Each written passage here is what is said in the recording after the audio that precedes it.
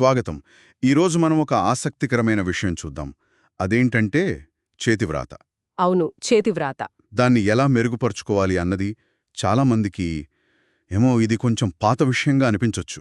నిజమే. కానీ దానికి దాని ప్రాముఖ్యత ఉంది. ముఖ్యంగా రోజూ ప్రాక్టీస్ చేద్దాం అనుకుంటారు కొందరు. కానీ ఏం రాయాలో తెలీదు. అవును, ఆ సమస్య ఉంటుంది. అలాంటి వాళ్ల కోసం చేతివ్రాత సాధన సులభం అని ఒక సోర్స్ దొరికింది. అందులో కొన్ని ప్రాక్టికల్ టిప్స్, సులువైన పద్ధతులున్నాయి. వాటి గురించి కొంచెం వివరంగా మాట్లాడుకుందాం, సరేనా? తప్పకుండా. ఓకే.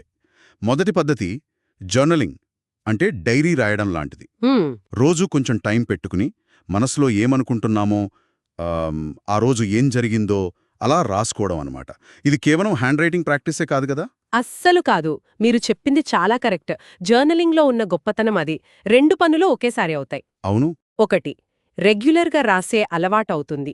దానివల్ల చేతివ్రాత ఇంప్రూవ్ అవుతుంది. రైట్. 2వది, మన ఆలోచనల్ని వాటిని కాగితంపై పెట్టడం వల్ల ఒక క్లారిటీ వస్తుంది. క్లారిటీ. ఓకే. అవును, ఆత్మపరిశీలన చేసుకోవడానికి కూడా ఇది ఒక మంచి టూల్ అన్నమాట.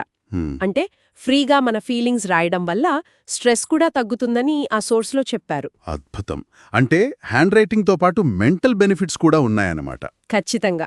సరే, ఇక రెండో పద్ధతి. ఇది కొంచెం పర్సనల్ టచ్ ఇస్తుంది. మనకు తెలిసిన వాళ్లకు లెటర్స్ రాయడం. ఉత్తరాలు. ఈ డిజిటల్ కాలంలో ఉత్తరం రాయడం అంటే కొంచెం అరుదే, అయినా దాని ఎఫెక్ట్ బావుంటుంది కదా. చాలా బావుంటుంది. కరెక్ట్. ఒక ఫ్రెండ్కో లేక ఫ్యామిలీ మెంబర్కో లెటర్ రాస్తున్నామంటే అప్పుడు మనం కేవలం అక్షరాలు దిద్దడం కాదు, అందులో మన ఫీలింగ్, మన కేర్ అది కూడా పెడతాం. అవతలి వాళ్లకర్థమయ్యేలా నీట్గా, అందంగా రాయాలని చూస్తాం. అవును, అవును. సోర్స్లో ఇదే చెప్పారు. ఇలాంటి పర్పస్ఫుల్ ప్రాక్టీస్ చాలా ముఖ్యమని.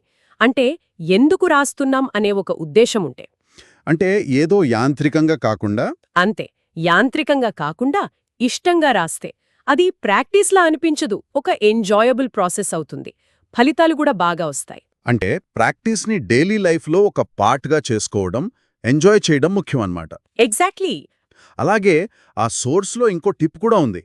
మనకు నచ్చిన కోట్స్ ఉంటాయి కదా, కొటేషన్స్, లేదా ఏదైనా పుస్తకంలో మంచి వాక్యం లేదా పద్యం, వాటిని చూసి కాపీ చేయడం. ఇది ఎలా హెల్ప్ చేస్తుంది? ఇది కూడా చాలా మంచి టెక్నిక్. ఇష్టమైన వాటిని కాపీ చేసేటప్పుడు మనకు తెలియకుండానే మనం కాన్సంట్రేట్ చేస్తాం. దేని మీద? అక్షరాల షేప్, సైజ్, వాటి మధ్య స్పేసింగ్ ఎలా ఉంది, లైన్ ఎలా ఉంది, ఇలాంటివన్నీ గమనిస్తాం. ఓకే. కంటికి కూడా ఒక డిసిప్లిన్ అలవడుతుంది. హ్యాండ్ రైటింగ్ నీట్గా, అందంగా రావటానికి ఇది చాలా బేసిక్. ఇందులోనే ట్రేసింగ్ గురించి కూడా చెప్పారు కదా.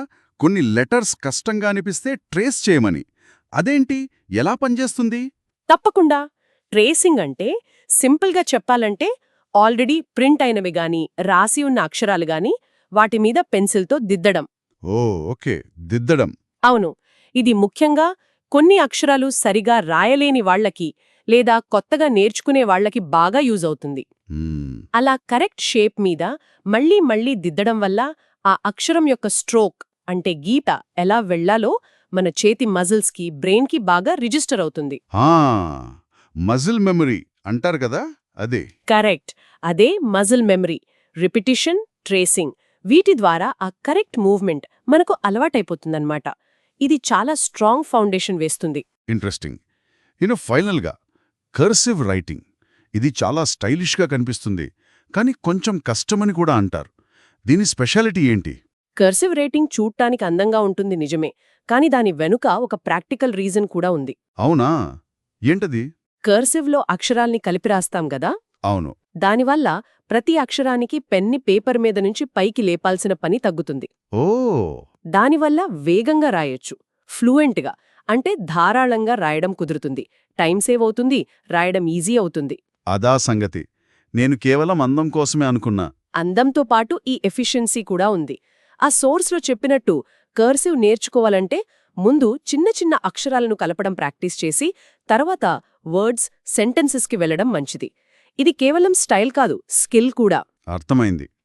మొత్తానికి ఈ చేతివ్రాత సాధన సులభం అనే మూలం చెప్పిన టిప్స్ చూస్తే హ్యాండ్ రైటింగ్ ఇంప్రూవ్ చేసుకోవడం పెద్ద కష్టమేం కాదనిపిస్తోంది. అవును. కొంచెం ఓపిక, కరెక్ట్ పద్ధతులు ఫాలో అయితే చాలు.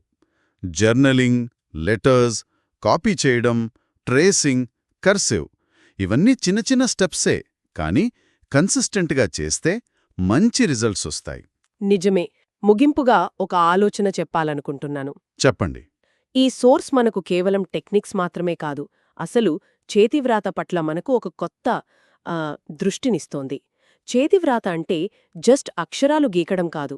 హ్మ్, అది మన పర్సనాలిటీకి, మన థాట్స్కి, మన ఎమోషన్స్కి ఒక ఫిజికల్ ఫామ్ ఇవ్వడం లాంటిది.